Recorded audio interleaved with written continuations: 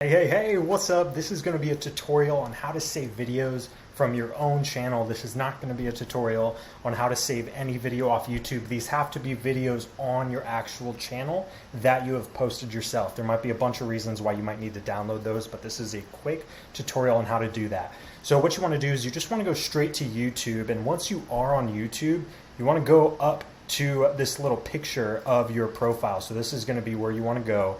And then you're going to go to YouTube Studio. If you're on an older version of YouTube, this should be pretty easy to find. It's in this general area, but you could click on YouTube Studio, and it's super easy. You want to just go to your videos, and once you are at your videos and you want it, and you basically found the video that you want to download, you just want to scroll, find it, and these three little dots says options, and then boom, you hit download. That's freaking it. The shortest YouTube tutorial ever. That's all.